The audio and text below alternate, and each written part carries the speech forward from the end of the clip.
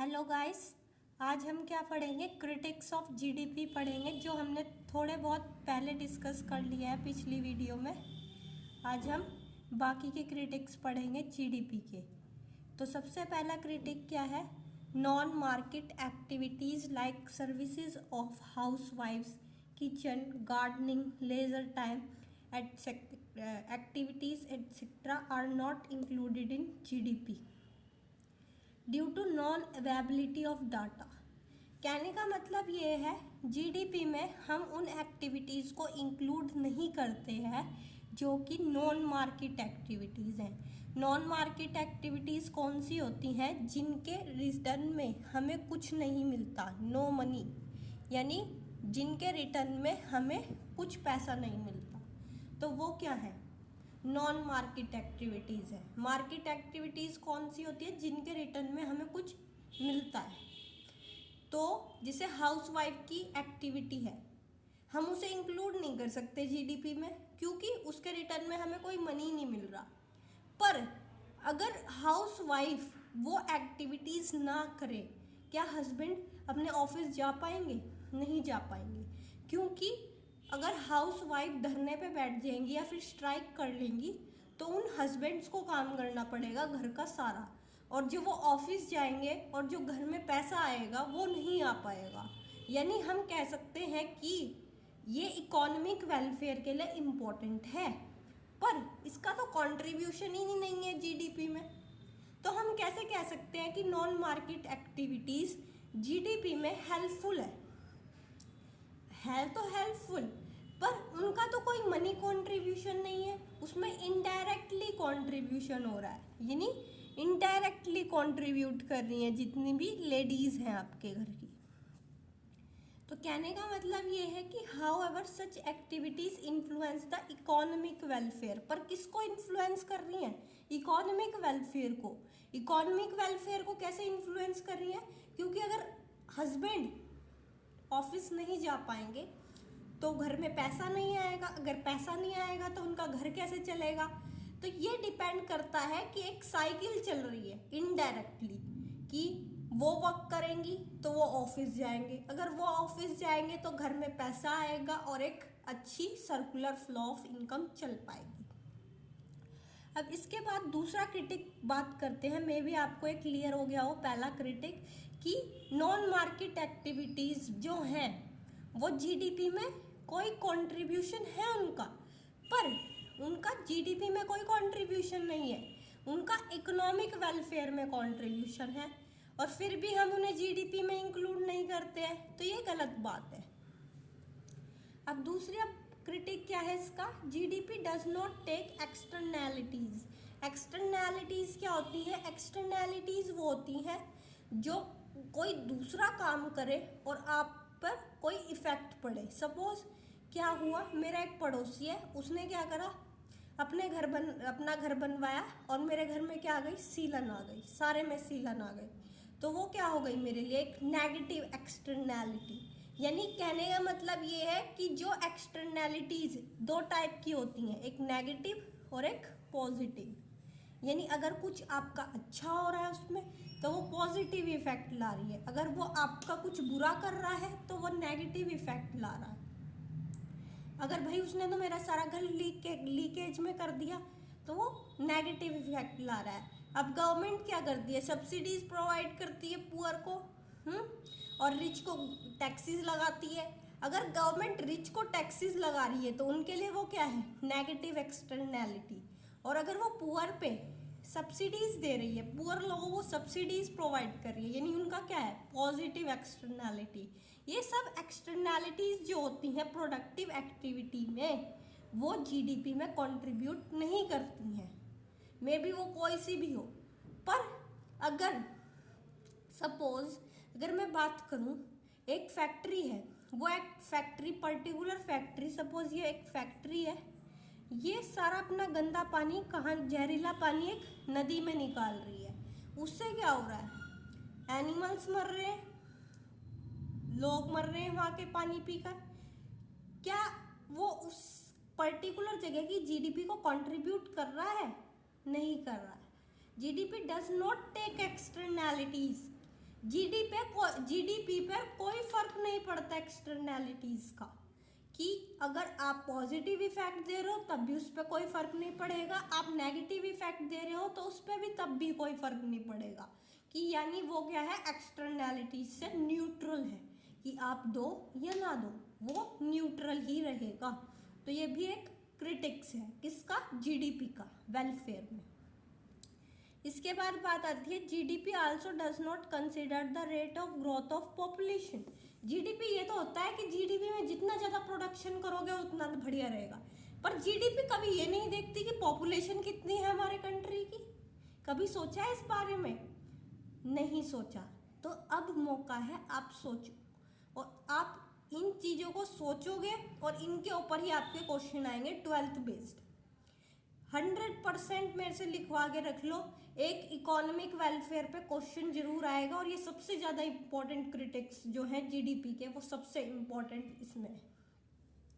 इसके बाद बात आती है डोमेस्टिक प्रोडक्ट की। डोमेस्टिक प्रोडक्ट मैंने आपको पीछे भी बताया था क्या होता है। Domestic product is the total production of final goods and services with in the domestic territory of the country. कहने का मतलब ये है कि गुड्स एंड सर्विसेज प्रोड्यूस हो रही है, टोटल प्रोडक्शन हो रहा है, हम क्या कर रहे हैं, उत्पादन इंडियन टेरिटरी में, बाहर की टेरिटरी में नहीं, जो डोमेस्टिक टेरिटरी है, जितना इंडिया के अंदर कंट्रोल आता है उसी को ही हम क्या बोलते हैं, डोमेस्टिक टेरिटरी। भाई आगे भी सुन लो जरा। Irrespective of whether the production units are residents और नॉन रेसिडेंट। यहाँ पर आपको कोई यूं नहीं कहेगा कि आप फॉरेनर हो या फिर आप इंडियन हो, आपको केवल क्या करना है, डोमेस्टिक टेरिटरी में प्रोडक्शन करना है। जितना भी आपका डोमेस्टिक टेरिटरी में प्रोडक्शन होगा वो आपका क्या होगा, डोमेस्टिक प्रोडक्ट। और नेशनल प्रोडक्ट कौन सा होता है, अब उसे भी देख लो। National product is the total output of final goods and services produced by the normal resident. यहाँ पर वो उन्होंने एक सिचुएशन रख दी, भाई ऐसा होना ही होना चाहिए कि नॉर्मल रेसिडेंट प्रोड्यूस करे उसको, बाहर का कोई आदमी ना प्रोड्यूस करे, तो हम उसे कंट्रीब्यूट नहीं करेंगे, उसका कंट्रीब्यूशन 0 होगा अगर वो बाहर का कोई आदमी होगा, वेदर इनसाइड और आउटसाइड द डोमेस्टिक टेरिटरी, कहीं अंदर कर ले या फिर बाहर कर ले, दूसरे कंट्री में कर ले, पर होना क्या चाहिए, इंडियन होना चाहिए, रेसिडेंट होना चाहिए इंडिया का, नॉर्मल रेसिडेंट। ये बात आपको आ गई होगी समझ। उसके बाद बात करते हैं हम aggregates related to national income की। सबसे पहला रिलेटेड एग्रीगेट कौन सा है, gross domestic product at market price, GDP MP. ये बहुत इजी चीज़ें हैं, अगर आपको एक बार में समझ आ गई तो आ गई, और अगर नहीं आए तो आप कोशिश करना कि 2-3 बार देखकर वीडियो को आपको समझ आ जाए। मेरी यही कोशिश रहेगी कि आपको एक बार में समझा दूँ। GDP MP measures the market value of all final goods and services। इसका क्या काम होता है, सारी वैल्यू गुड्स एंड सर्विसेज को नापने का काम किसका है, GDP MP का, यानी gross domestic product at market price. हमने पहले भी बताया था, हम किसी भी चीज़ के प्राइस अगर निकालते हैं तो 2 चीज़ों पे निकालते हैं, एक MP पे और एक FC पे। तो हम किस पे निकाल रहे हैं, इसमें बात कर रहे हैं एमपी पे, with in the domestic territory of a country during a year. Domestic territory यानी डी का मतलब क्या है यहाँ, डोमेस्टिक, डी का मतलब क्या है यार, डोमेस्टिक। एक वर्ड आता है GNP MP, अभी इसकी बाद में बात करेंगे। यहाँ पे डोमेस्टिक वर्ड है, यानी यहाँ पे हम किसको बात कर रहे हैं, डोमेस्टिक टेरिटरी की, ना कि नेशनल टेरिटरी की, ठीक है। यानी जितना भी प्रोडक्शन किसका हो रहा है, फाइनल गुड्स एंड सर्विसेज का, with in the domestic territory of a country during a particular year. कहने का मतलब ये है कि हम प्रोडक्शन कर रहे हैं एक पर्टिकुलर ईयर में कर रहे हैं और डोमेस्टिक टेरिटरी में कर रहे हैं। इसके बाद बात आती है आपकी gross national product at market price, GNP/MP। इसका क्या काम है, it is the sum total of the market value of all final goods and services produced by the normal resident of country in a year. अब यहाँ पे क्या कह रहे थे, डोमेस्टिक टेरिटरी, अब डोमेस्टिक टेरिटरी की बात कर रहे थे वहाँ, तो वहाँ पे क्या आ गया, GDP/MP। और यहाँ पे नॉर्मल रेसिडेंट्स की बात कर रहे हैं, तो यानी ये क्या है, नेशनल, नेशनल यानी नेशनल टेरिटरी की बात हो रही है। नेशनल टेरिटरी मतलब कि यहाँ पर हम क्या कर रहे हैं कि जो इंडियन नेशन के लोग हैं वो इसमें प्रोडक्शन करेंगे, बाकी के नहीं करेंगे।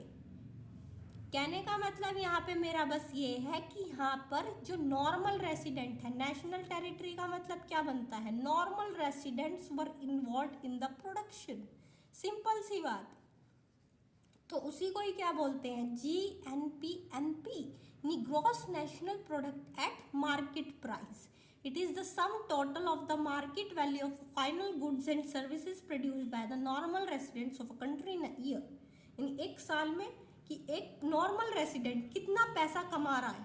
नॉर्मल रेसिडेंट एक नहीं, बहुत सारे नॉर्मल रेसिडेंट इंडियन कंट्री है कितना पैसा कमा रहे हैं, उसी को ही हम क्या बोलते हैं, GNP। It is a national concept, ये एक नेशनल कंसेप्ट है, मैंने अभी बताया। As it includes net factor income from abroad, और इस वजह से इसमें हम क्या इंक्लूड रखते हैं, NFIA, net factor income from abroad. पर अगर मैं बात करूं किसी और चीज़ की, यानी इसकी GDP-MP की, इसमें क्या होता है, ये माइनस हो जाता है NFIA, यानी इसमें ये नहीं होता, इसमें ये एक्सक्लूड कर दिया जाता है पहले ही, इसे निकालने से पहले ही NFIA एक्सक्लूड कर दिया जाता है।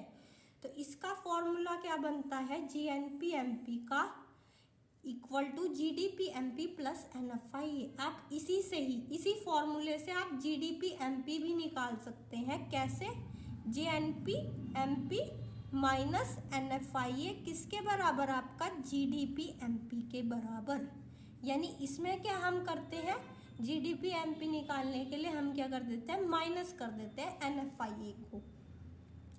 इसके बाद बात आती है not domestic product at market price, यानी NDP-MP की। यहाँ पे आपको क्या दिख रहा है, N और D। It is a measure of the market value of all the final goods and services with in the domestic territory during a year, यानी यहाँ पे डोमेस्टिक टेरिटरी में प्रोड्यूस हुए हैं। यहाँ पे सम टोटल नहीं बोला आपको, सम टोटल नहीं बोला। अगर जहाँ पर वर्ड सम टोटल बोला होता तो वहाँ G आ जाता, यानी ग्रॉस आ जाता, ग्रॉस। यहाँ पे अभी ग्रॉस आया, यानी हम यहाँ पे क्या कर रहे हैं, सम टोटल, यहाँ पे भी सम टोटल, यहाँ पर भी सम टोटल, पर हम यहाँ पे क्या नहीं कर रहे, सम टोटल नहीं कर रहे। तो ये क्या बन गया, NDP-MP, यानी net domestic product at market price. It is a measure of the market value of all the final goods and services produced within the domestic territory during a year। एक साल के दौरान जितना फाइनल गुड्स और services का production हो रहा है, यहाँ मैंने सम टोटल की बात नहीं करी है, यहाँ मैंने बोला है कि जितना प्रोडक्शन हो रहा है वो भी डोमेस्टिक टेरिटरी में, उसी को हम क्या बोलते हैं, NDP-MP। मुझे लगता है कि आपको क्लियर हो गया होगा। अगर आपको नहीं क्लियर होगा तो आप प्लीज़ अपनी प्रॉब्लम को कमेंट सेक्शन में शेयर करें, और please like, share and subscribe, and thank you.